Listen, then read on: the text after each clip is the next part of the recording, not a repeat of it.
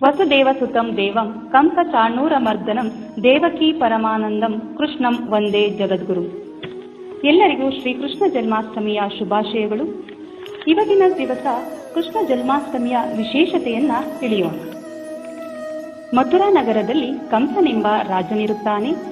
ಆತನ ದುರಾಡಳಿತ ಮತ್ತು ದಬ್ಬಾಳಿಕೆಯಿಂದ ಜನರು ಆತಂಕದಿಂದ ಜೀವನ ನಡೆಸುತ್ತಿರುತ್ತಾರೆ.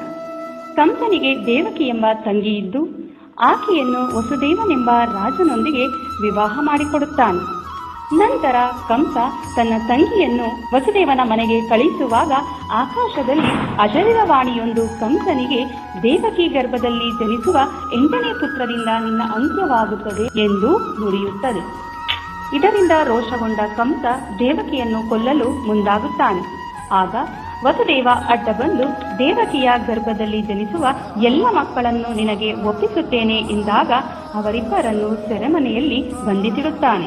ಕೊಟ್ಟ ಮಾತಿನಂತೆ ವಸುದೇವ ದೇವಕಿಯ ಗರ್ಭದಲ್ಲಿ ಜನಿಸಿದ 7 ಮಕ್ಕಳನ್ನು ಕಂಸನಿಗೆ ಒಪ್ಪಿಸುತ್ತಾನೆ. ನಂತರ ಶ್ರಾವಣ ಮಾಸದ ಕೃಷ್ಣ ಪಕ್ಷದ ದಿನದಂದು ಭಗವಾನ್ ಶ್ರೀಕೃಷ್ಣನು ದೇವಕಿಯ ಗರ್ಭದಲ್ಲಿ 8ನೇ ಪುತ್ರನಾಗಿ ಜನಿಸುತ್ತಾನೆ. ಆದರೆ ಕಂಸನು ಆ ಮಗುವನ್ನು ಕೊಲ್ಲಲು ಸಾಧ್ಯವಾಗುವುದಿಲ್ಲ, ಏಕೆಂದರೆ ಅದು ಭಗವಾನ್ ವಿಷ್ಣುವಿನ ಅವತಾರವಾಗಿರುತ್ತದೆ. ಈ ದಿನವನ್ನೇ ಕೃಷ್ಣ ಜನ್ಮಾಷ್ಟಮಿ ಎಂದು ಆಚರಿಸುತ್ತಾರೆ.